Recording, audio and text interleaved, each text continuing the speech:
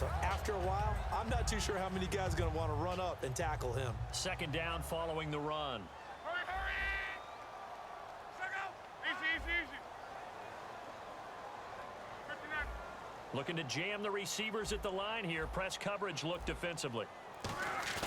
Play fake to Turbin. Now Luck. Buying time to his left. And some space here. And he'll be out of bounds up past the 45. They pick up 12 on the play there, and they move the chains. How about that scramble by Andrew Luck? Sometimes we forget just how big, strong, and yes, fast Andrew Luck is. When he came out of college at the Combine, shocked everyone, ran a sub-4 840. And he grew up a big soccer guy over in Europe, so he knows how to use his feet. That he does, and I think it has helped his legs along the way as well. Now a play fake here on first down. T.Y. Hilton, the intended receiver, and that'll bring up second down.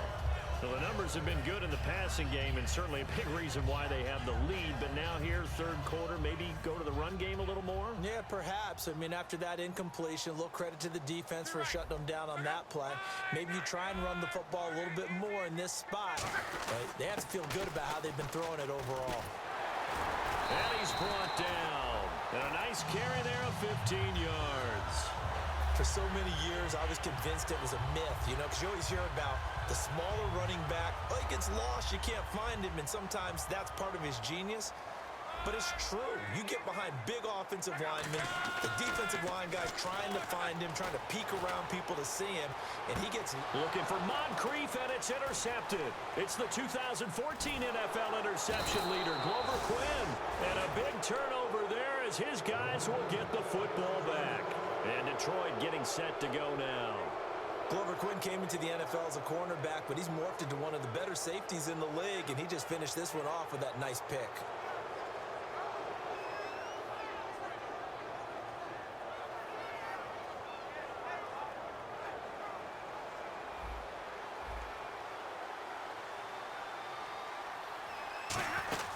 They start the drive with Abdullah. And not a whole lot to speak of there as they'll bring him down shy of the 20. 2 yards on the carry there. It'll be second down. And now they're in the hurry-up. Tough day, tough sledding right there, and it's been that way the entire game. Not a whole lot of room to ramble for him. Yeah, you're right. It's been that way all afternoon. Didn't get a whole lot better there. It'll be a gain of 8 yards, and that's going to make it third down and less than a yard. And at his size, he's a smaller back. You can get him to football.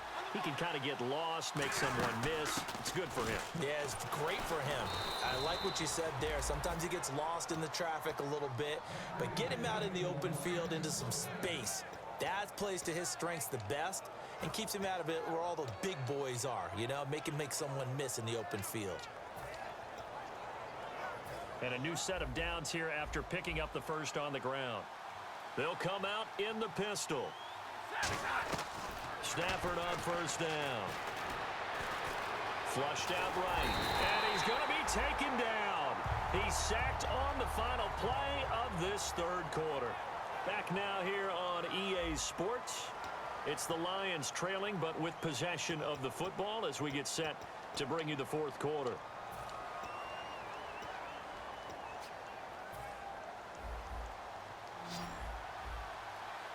They come out 5 wide, 3 of them to the right side. Here's Stafford now on second. And my goodness, another interception. Picked by the rookie Miles Killebrew. And his crew will take over with a football at the 35-yard line. And now Indianapolis set to take the field.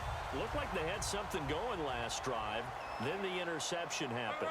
Will they recover? The memory they need to keep with them is that they did have something going. They were moving the ball on offense, had a nice sequence going. Don't worry about the other part. You can't get that back. Let's go back to what you were doing well before. I thought you were going to say they need to have no memory, but remember the good part, forget the bad. I like that even better. Oh, the ball comes out on the hit, but they'll say it's incomplete. It's a tried and true formula, and I don't think it'll change for as long as we play football. If someone's trying to throw the ball and you can put pressure on them and make it tough, that's only going to help your defense. Yeah, he's since being hurried. He got rid of it before taking the hit, but incomplete. The 25-yard line is what they need here. This is third down. On the run, and it's Robert Turbin. And he'll be brought down at the 27-yard line.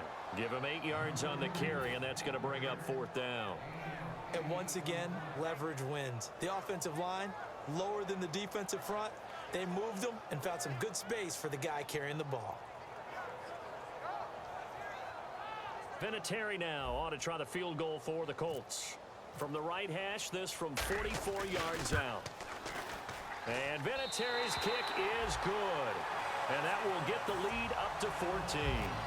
So they settle for just the 3 there, but clearly anything helps when you're trying to salt one away here in the 4th.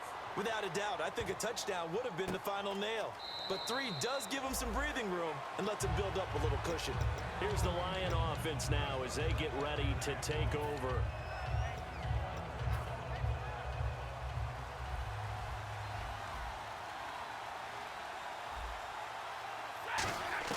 Trying to shake off the interception. He'll look to throw. Over the middle, it's Thomas. It'll be a pickup of 10 yards. And that'll bring up a second and just about a few inches here. Completed pass play. Now let's see if they go back to the air or to the ground. An ex-teammate used to tell me all the time, I hate experienced quarterbacks because no matter what, you really can't hide what you're doing. And I think that right there, he knew right away where the blitz was coming from, where his primary guy was going to be, and he ended up going to a secondary target for a nice game. I was just going to ask you, that wasn't the primary target.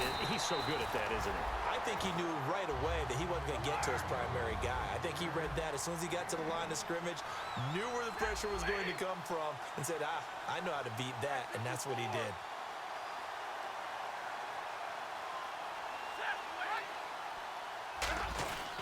They're going to run it with Abdullah. He only needed a few inches. He didn't even get that.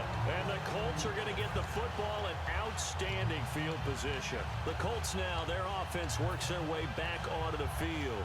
And they're not going to play this conservative, I don't think. They had the field goal last time, and they're up, but they're looking to put a drive in the end zone. Oh, I agree with you totally. No one goes out on the field and says, all right, let's just settle for 3, except in certain situations, trying to ice a game, that sort of deal. Most of the time, it's end zone, and that's what you're thinking, and I believe that's exactly what they're thinking as they begin this one. Yeah, no quarterback ever goes out there saying, hey, let's get 3, right? Not one that I've ever met.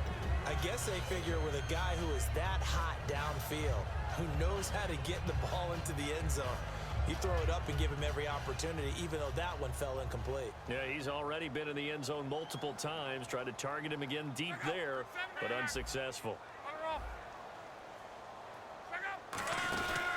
They'll run it now with Turbin. And he'll lose yardage on the play back at the 37-yard line. It's a loss of 2, now 3rd down.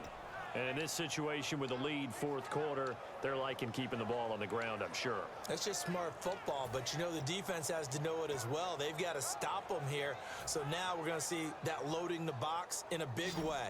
6, 7, 8, 9, whatever it's going to take, puts a little bit more pressure on your big offensive line.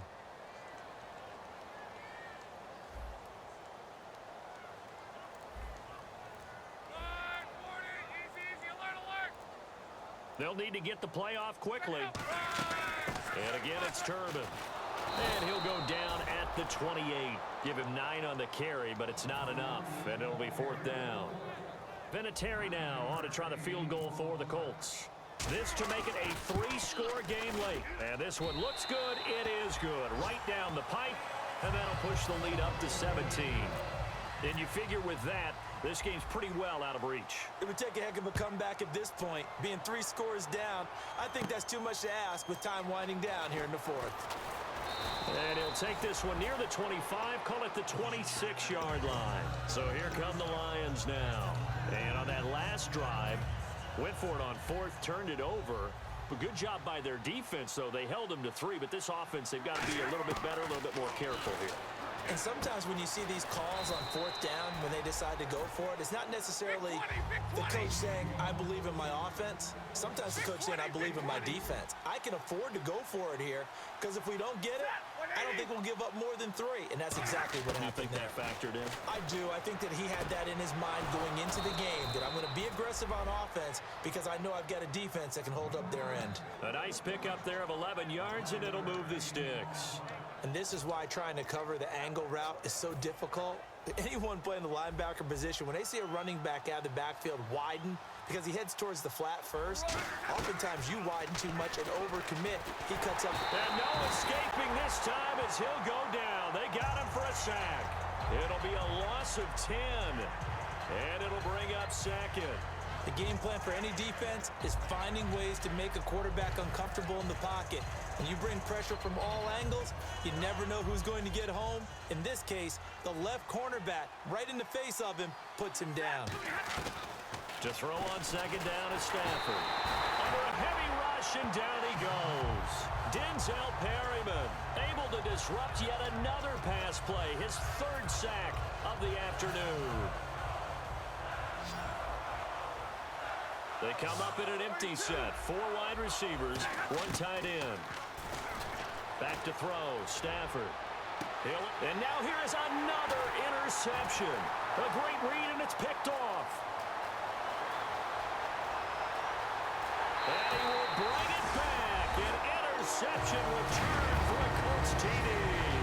Did I just see what I thought I saw? Did I just see what I thought? That had to be. Come on, say it for me. Say it for me.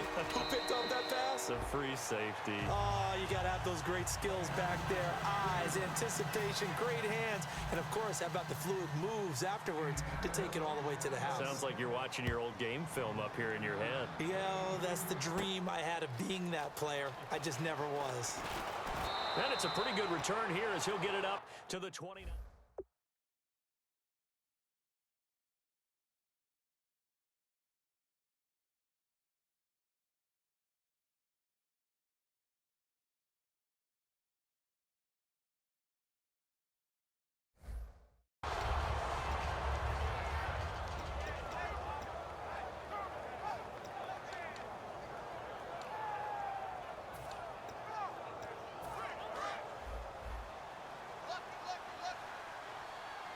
Again, we'll see the pistol here. Here we go now. Blue 90. Blue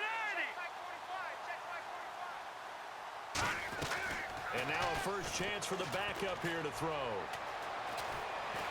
And he'll be brought down shy of the 40 at the 38-yard line. Give him 9 on the play, and that'll make it second and short. Second and just 1.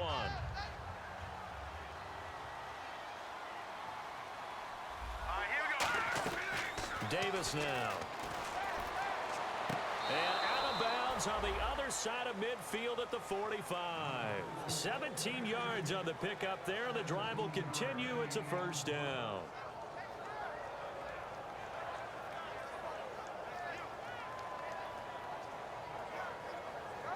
So here we go, 1st and 10 now.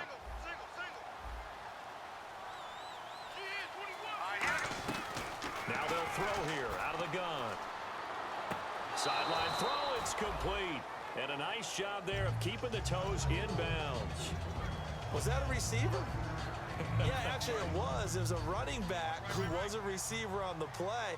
I think he's been spending time in the receiver drills getting his feet down. Well, those guys out of the backfield, they got to be good, agile with their feet. He showed the agility there with the toe. It's caught at the 10. That goes for a gain of 31. They've been struggling in the passing game. Do you like the aggressiveness there? I mean, it worked on that play, but do you like it? I do, because a lot of the time you're struggling because your passing lanes are clogged. That usually happens when you're throwing the ball underneath. People start to press up on you. Push them deep. Find some space and open things up again. Being aggressive there, I think, will pay off for them. I think that's a big-time play there because the slant route is really hard to cover because the timing is so quick. But able to see it, diagnose it, and get to the football, that's why he's